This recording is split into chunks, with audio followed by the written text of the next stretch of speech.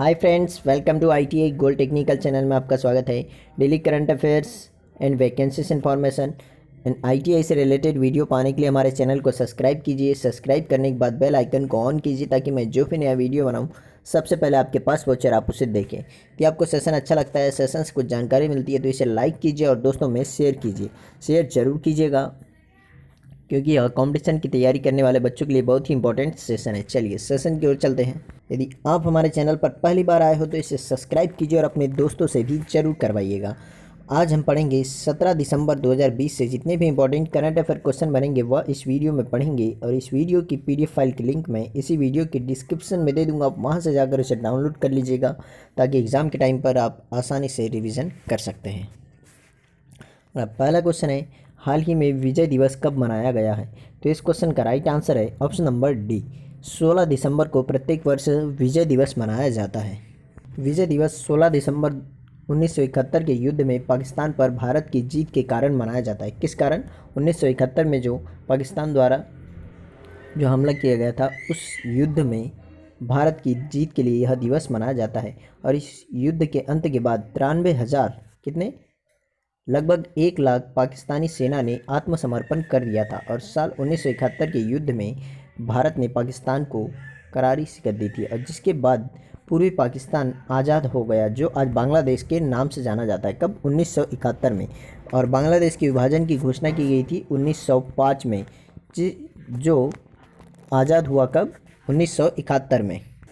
देश भर में 16 दिसंबर को विजय दिवस मनाया जाता है और वर्ष 1971 के युद्ध में करीब लगभग 3900 यानी कि लगभग 4000 भारतीय सैनिक शहीद हो गए थे और जबकि 9851 सैनिक घायल हुए थे। इन्हीं की याद में यह दिवस मनाया जाता है। तो भारत की इस जीत को 16 दिसंबर को विजय दिवस के रूप में मनाया जाता है। तो इस क्वेश्चन का right answer option number D. चलिए नेक्स्ट क्वेश्चन है, हाल ही में बिग लिटिल बुक अवार्ड 2020 से किसे सम्मानित किया है? तो इस क्वेश्चन का राइट आंसर क्या हो जाएगा? ऑप्शन नंबर सी, ए और बी दोनों, यानी कि राजू ईपे और सुभद्रा सेन, इन दोनों को बिग लिटिल बुक अवार्ड से सम्मानित किया है अभी 2020 में। और यह देता कौन है? तो यह टाटा ग्रुप देता है इस अवार्ड को। यही है राजीव ईपे और सुभद्रा चौहान इन दोनों को संयुक्त से यह अवार्ड दिया गया है। इस क्वेश्चन का राइट आंसर है ऑप्शन नंबर सी। चलिए नेक्स्ट क्वेश्चन की ओर चलते हैं। नेक्स्ट क्वेश्चन है, हाल ही में किस राज्य में प्रत्येक जिले में मेडिकल कॉलेज स्थापित करने की घोषणा की है? तो इस क्वेश्चन का राइट आंसर है option number B, Uttar Pradesh. Uttar Pradesh राज्य के जितने 75 ज़िले हैं सभी ज़िलों में मेडिकल कॉलेज स्थापित करने की घोषणा की है यहाँ पर मुख्यमंत्री जी ने।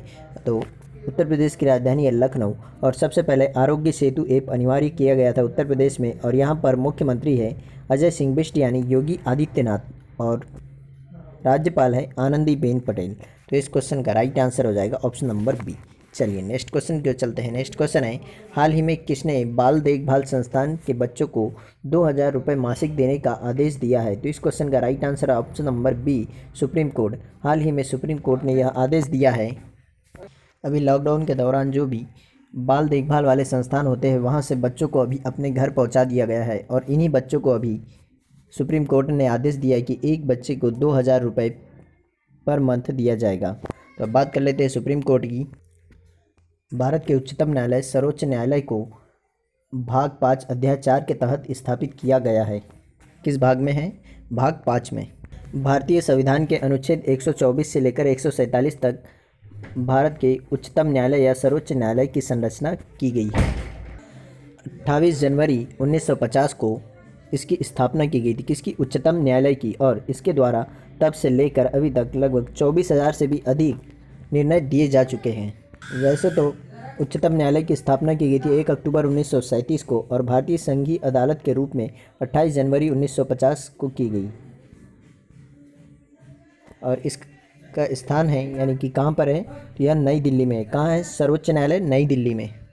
अभी सर्वोच्च न्यायालय में पदों की संख्या कितनी यानी कि जजों की संख्या 34 है। कितनी? 34। 33 प्लस 1 यानी कि 33 अन्य जज और एक चीफ जस्टिस ऑफ इंडिया यानी कि भारत का मुख्य न्यायाधीश।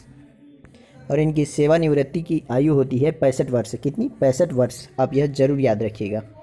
तो इस क्वेश्चन का राइट आंसर हो जाएगा ऑप्शन नंबर बी। चलिए, यदि आप हमारे चैनल पर पहली बार आए हो तो इसे सब्सक्राइब जरूर कीजिए और अपने दोस्तों से भी जरूर करवाइएगा। नेक्स्ट क्वेश्चन है, हाल ही में किस देश के प्रधानमंत्री गणतंत्र दिवस जनवरी 2021 के अतिथि होंगे? तो इस क्वेश्चन का right answer option number A, Britain के प्रधानमंत्री बोरिस जॉनसन ने अभी प्रधानमंत्री नरेंद्र मोदी जी के द्वारा जो उन्हें आमंत्रित किया गया था उन्होंने वह स्वीकार कर लिया है, यानी कि 2021 में गणतंत्र दिवस के अतिथि होंगे ब्रिटेन के प्रधानमंत्री बोरिस जॉनसन। ब्रिटेन की राजधानी है लंदन और यहाँ पर प्रधानमंत्री है बोरिस जॉनसन और यहाँ पर मुद्रा चलती है पौंड। क्या है यहाँ की मुद्रा? पौंड। नेक्स्ट क्वेश्चन है, हाल ही में आई रिपोर्ट के अनुसार दुनिया में सबसे ज़्यादा इन्वेस्टर फ्रेंडली मार्केट किस देश में है? तो भारत और अमेरिका दोनों देश में सबसे ज़्यादा इन्वेस्टर फ्रेंडली मार्केट है। ए और बी दोनों इसका आंसर है, यानी कि भारत और अमेरिका दोनों देशों में कोई भी विदेशी व्यक्ति या कोई भी कंपनी आकर यहाँ पर आसानी से अपना बिजनेस कर सकती है। तो यह बहुत ही अच्छी बात है हमारे देश के लिए भी और अमेरिका के लिए भी। अब बात कर लेते हैं अमेरिका की। तो अमेरिका की राजधानी है वाशिंगटन डीसी और यहाँ पर राष्ट्रपति बने अभी सबसे उम्र दराज राष्ट्रपति बने हैं कौन? Joe Biden. जो बिडेन यहाँ के राष्ट्रपति बने हैं और यहाँ पर मुद्रा चलती है डॉलर। और अब बात कर लेते हैं, अमेरिका का नाम आया तो भारत और अमेरिका के बीच में कौन कौन से संयुक्त सैन्य अभ्यास किए जाते हैं? तो हम यहाँ पर भारत और अमेरिका के बीच जितने भी संयुक्त सैन्य अभ्यास होते हैं पूरे देखेंगे। किस किस के बीच में? भारत और अमेरिका। तो पहला संयुक्त सैन्य अभ्यास है टाइगर ट्रम्प। क्या है? टाइगर ट्रम्प, जो थल सेना के बीच होता है। और दूसरा है वज्र प्रहार, जो भी थल सेना के मध्य होता है। और एक होता है युद्ध अभ्यास नाम से ही संयुक्त सैन्य अभ्यास, जो थल सेना के साथ में होता है भारत और अमेरिका की।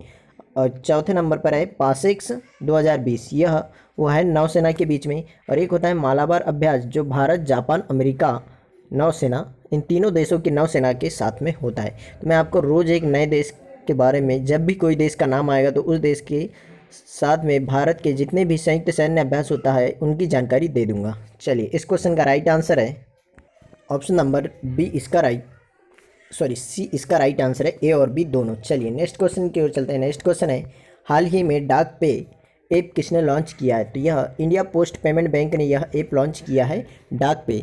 जिस तरीके से हम यूपीआई, भीम यूपीआई के द्वारा ट्रांजैक्शन करते हैं वैसे ही इसमें भी ट्रांजैक्शन किया जा सकता है डाक पे के द्वारा, जैसे फ़ोनपे है, गूगल पे है, इस तरीके से। भारतीय डाक भुगतान bank India post payment bank का शुरुआत 1 सितंबर 2018 को देश के माननीय प्रधानमंत्री जी के द्वारा किया गया था।